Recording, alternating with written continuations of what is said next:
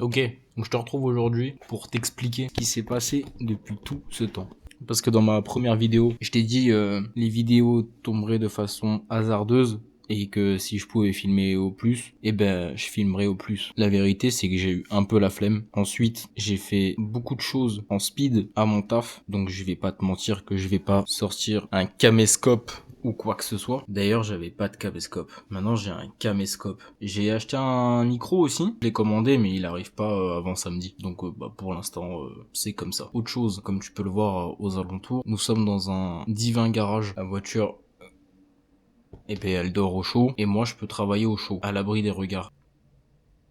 Sinon aujourd'hui on n'est pas là pour faire de la mécanique parce que un j'ai pas envie, de deux il manque de quoi faire un bricolage. Je t'explique juste après. De trois on est juste là pour te dire ce qui a avancé sur la voiture. J'ai fait une liste sur mon téléphone parce que j'ai pas chômé. J'ai fait des trucs. Bouge pas. Je te montre la liste, tu ne vois pas. Alors, déjà tu as vu le 1, j'ai trouvé un garage. C'est mieux pour moi, c'est mieux pour la voiture, c'est mieux pour toi. Ensuite, j'ai listé tout ce que j'ai foutu sur la voiture ces derniers temps, que tu me dises pas que j'ai rien branlé. Je me pète une petite canette. On cherche le sponsor.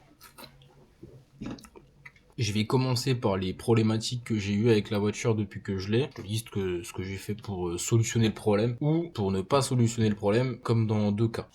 Ok, je t'ai mis en POV pour t'expliquer parce que c'est plus simple et je suis plus à l'aise que devant une caméra. Bref, on s'en bat les couilles. Je vais t'ouvrir le capot de l'auto et je vais te montrer des choses. Voilà. Ça, on y voit à peu près quelque chose. Déjà, tu remarqueras, le bloc, il est je dis de ma gueule. Waouh, carrément le produit que j'ai mis est tellement violent que ça va faire rouiller des pièces qui sont neuves.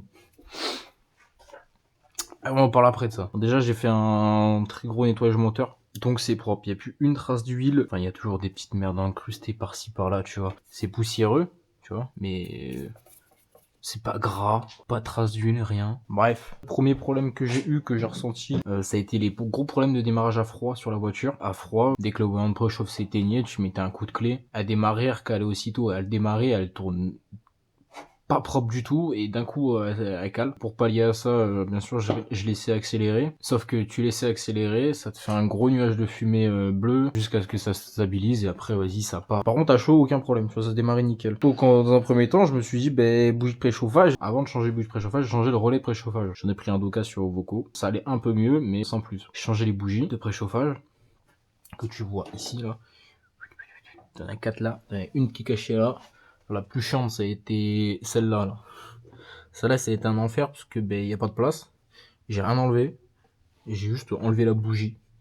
Voilà. Donc pour changer une bougie à cet endroit-là, tu vois, j'ai pas envie de le refaire. Après les démarrages ont été beaucoup mieux qu'avant, mais pareil, même problématique. À froid, ça reste une misère. Le problème, t'as une petite sonde thermostatique, ça s'appelle. Bref, en gros, ça, de là à de là, c'est un dispositif de démarrage à froid. Grossièrement, c'est le starter. Là, t'as un 12 volts qui est relié avec la température du thermostat et puis après dans le calculateur ça lui donne l'autorisation, voilà, la température elle a telle température, il s'active et normalement en gros voilà ça dedans t'as une cire qui en gros avec le 12 volts fait fondre la cire. Cette cire libère un truc qu'il y a dedans là, ça tire le câble, ça te donne de l'avance à l'allumage pour éviter de galérer à démarrer à froid. Donc ouais, donc le problème est toujours présent après avoir changé le boîtier de préchauffage, les 4 bougies de préchauffage, parce que la problématique ça restait ça. Donc je pense que même avec les bougies de préchauffage pourries, ça aurait pas fonctionné plus que ça. Mais lui, il est HS. Il est mort. Et ça, en gros, cette truc-là, ça se trouve avec la référence de la pompe, mais ça a pas l'air d'être fabriqué. C'est-à-dire qu'avec la référence de la pompe, je peux trouver cet électrovan, donc électrovan d'arrêt, pour que le moteur il s'arrête, tu vois. Mais ça se trouve pas. Donc voilà, la solution à mon problème, ça a été d'acheter un câble de starter de Golf 2 pour que du coup je retire ça, là, que je condamne le 12 volts, que je fasse passer le câble de là jusqu'à là-bas, jusqu'à dans l'habitacle, pour avoir un starter manuel. Et normalement, ça devrait résoudre le problème. Deuxième problème que j'avais avec la voiture, donc j'avais du coup le voyant de pression d'huile qui s'allumait. Donc j'ai dit quand j'ai récupéré la voiture, ici ça fuyait de l'huile, donc j'avais acheté un capteur vite fait là sur un shop sur place. Le problème c'est qu'il m'avait donné, du coup il m'avait vendu ce capteur là. Je crois que lui c'est un truc comme 0,3 bar et lui c'est un bar de pression d'huile ou un truc un peu plus comme ça. Et du coup j'avais le voyant qui était constamment allumé, j'avais plus de fuite mais ça marchait pas en fait, donc J'en ai racheté un, j'ai racheté le bon, je l'ai mis là, et le neuf autre que j'avais qui était plus haut, bah je l'ai mis là, j'ai remplacé par celui d'origine. Il fuyait pas, il marchait, mais j'en avais un neuf, autant mettre le neuf, tu vois. J'avais eu un autre problème, j'avais le problème de quand je rentrais à 5, j'avais la 3 qui passait, et ça c'était un gros problème. En fait, pour mettre la 5, fallait vraiment que j'aille la chercher dans la portière passager pour la rentrer, et le problème, il était tout con. Il venait de tout ce que tu vois là.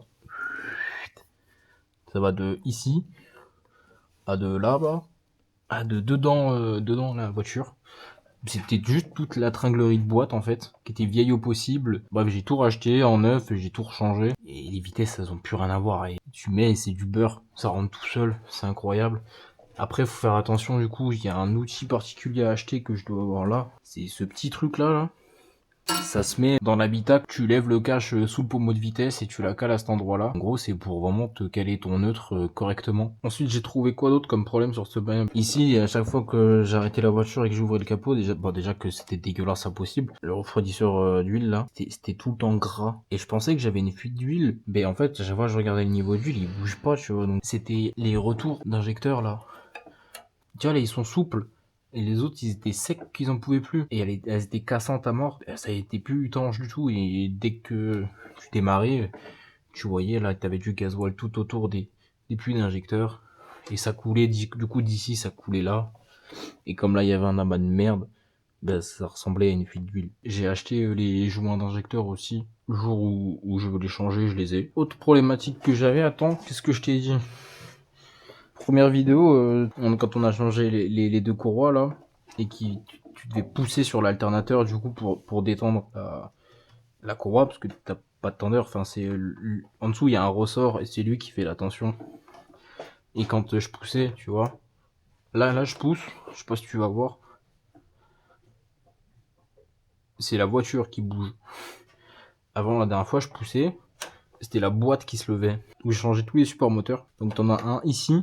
Et c'est costaud par contre, les supports moteurs ils font cette taille là. T'en as un là-bas. Et le dernier qui est ici là. Voilà, ça s'est pas mal passé. Pas eu trop de problèmes. Du coup, après tout ça, j'ai eu d'autres problèmes. J'ai eu le fait que la voiture freine mal. Elle freine, mais elle freine vraiment très mal. Tu dois mettre pied dedans et ça ralentit à peine la voiture. Vas-y, c'est. Peut-être tu peux pas piler ou quoi. Pas que j'ai envie de piler toute ma vie, tu vois, mais elle freine pas. Du coup, j'ai regardé, tu vois, l'état du liquide de frein était dégueulasse. Les escape plaquettes, ils étaient en très bon état encore. Les mâchoires arrière, j'avais jamais regardé, puis je comptais pas regarder. Du coup, je fais une purge. Et c'est à partir de là que l'embrouille a commencé, tu vois. Les mâchoires arrière gauche, il y a pas de liquide qui sort. Je continue mon tour quand même. Arrière droit, ça va. Avant droit, ça va. Avant gauche, pareil, rien. Je enlève la vis, tout ce que tu veux. Rien qui coule. Du coup, ça m'a énervé, j'ai tout changé. Il n'y a que les tambours que j'ai pas changé. Kit de mâchoire arrière, flexible de frein à l'arrière, répartiteur de freinage flexible de frein avant, étrier avant, disque plaquette, mettre cylindre aussi. Et voilà, je change tout, je purge. Pareil, ça freine pas. Du coup, je me pose la question, tu vois, qu'est-ce qui reste à changer? Donc là, je vais revoir le défilement de tout le freinage. J'ai repurgé encore, ça change pas, il y a pas d'air dans le truc et tout. Le seul truc qu'il y a, c'est que moteur éteint, la pédale, elle est nickel. Elle est bien dure.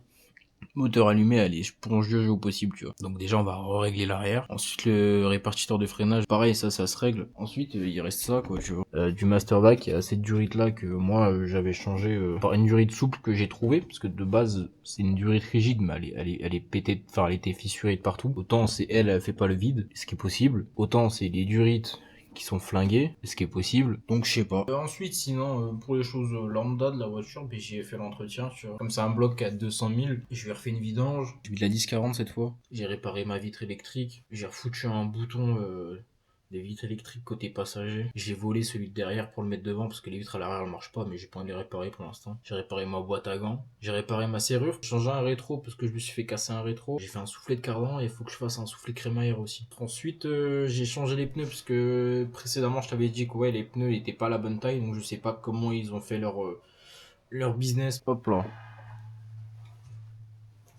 J'avais un amas de fil, tu sais, qui était enroulé tortillé sur lui-même, là, avec des morceaux de scotch, tu sais, pour le tenir un peu. Et il y a dû avoir un jour un rat, un écureuil ou quelconque autre rongeur muni d'une tronçonneuse, je pense. Tous les fils étaient tous coupés. Ça avait été repris, ils avaient remis des cosses pour les raccorder ensemble et tout. Sauf qu'il n'y a pas eu de gaine thermique de poser, c'était un grand coup de scotch. Les fils, ils ont pas coupé les bonnes longueurs. Et si le mec, il avait ça de fil, il a mis ça de fil. Il a pas recoupé plus petit, tu vois, pour que ça prenne moins de place et que ça fasse moins bordélique. Donc j'ai tout recoupé, tout ressoudé, gaine thermo, du scotch là de faisceau électrique là. J'ai mis des gaines thermo qui vont jusqu'à l'affiche parce que t'as des fils où il y avait genre ça de dénudé sur le fil. Donc juste à un grand coup de cuivre quoi. Donc j'ai pas trouvé ça foufou.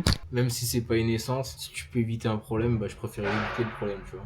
Et voilà, et la dernière chose du coup que j'ai fait dans la voiture, j'ai juste changé tout le kit son de la voiture. J'ai racheté du coup un kit éclaté JBL Stage 3 pour l'avant, pris un kit de voix pour l'arrière. Et puis du coup j'ai mis un caisson déjà amplifié dans le coffre. Ouais, du coup, alors attends que je te montre ça vite fait.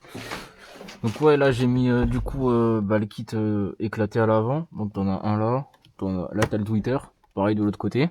Et ouais, tous les fils là je les ai fait passer. Bah là tu vois du rouge un peu vite fait là, peut-être. Tous les fils je les ai fait passer là, ça remonte ici, ça repasse du coup là-dedans pour venir chercher ici parce qu'il n'y avait pas de câble. À l'arrière, voilà, j'ai mis le caisson. Pareil, t'as tous les câbles qui font le même chemin que les haut-parleurs. Voilà. Je suis allé récupérer du coup une masse ici. Tout le faisceau, il est planqué à peu près là, mais il reste propre, tu vois. Il s'éparpille pas partout, tu vois. Tout rentre dans les plastiques. Tout remonte jusqu'à là-bas. Et le reste, ça rentre dans la colonne centrale derrière le poste. Jusqu'à mettre, attention, ici, t'as une petite remote pour augmenter le sub ou le baisser. Jusqu'à ici, tu vois. Ça revient là et... porte fusible et batterie. Ok, donc voilà, ça va être tout pour aujourd'hui. En gros, c'était juste pour t'expliquer pourquoi j'étais pas là pendant 4 mois, mais j'ai pas rien fait. On est bon. Non, pour la suite, déjà, la prochaine fois qu'on va se voir, je vais essayer que ça soit le plus rapidement possible. Je vais trouver des trucs pour bricoler là, cette tirette là. On fera ça ensemble. Bon, en attendant, dis-moi ce que tu penses du caméscope. Voilà, hein. À la prochaine. Allez, à plus, ma couille.